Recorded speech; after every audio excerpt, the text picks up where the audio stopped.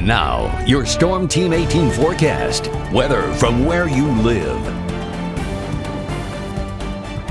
We are very mild this morning. 66 Lafayette, 65 up in Remington, 64 in Rochester, 59 Logansport.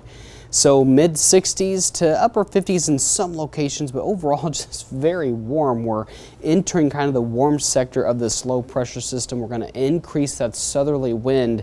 Very strong today, but certainly just an active radar, especially off to the west where they're dealing with some severe storms out into Kansas, Nebraska, far western Missouri, Iowa. That low pressure is going to be slated to move across our region, and that cold front will be the main line of showers and storms that we'll be watching later on this evening. And speaking of a line of storms, one has just developed just to our west. This may skirt our far northwestern counties, but we're dealing with some scattered showers and some thunder showers this morning up toward Cass County, Logansport, Royal Center, Rochester, seeing a few showers and storms. And that's going to be the case this morning. We'll take a closer look. You can see more rain out toward Rensselaer, Remington, out toward Morocco, Monticello, seeing a few light showers, and even south of Peru seeing that as well. So we'll keep an eye on radar this morning.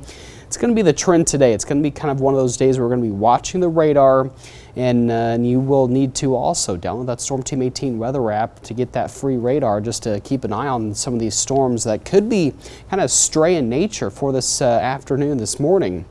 Here's 8 a.m. Here's possibly where this model is showing where this line is moving. In Newton and Jasper County could have a rumble of thunder with that. Here's noontime, still watching for a possibility for a stray storm or two, even 3 o'clock, but we'll really see strong southerly winds. But here comes that main line of storms off to the west. This is 6 p.m. for tonight.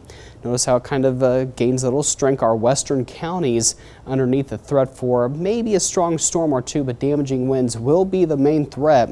7:30 and then going into 9 o'clock, the storms will drastically decrease in intensity as the front kind of slows down, and that's what's going to keep kind of that southerly flow going, and we'll keep those showers in the forecast for the overnight hours into tomorrow morning. 5 a.m. for the morning commute as well.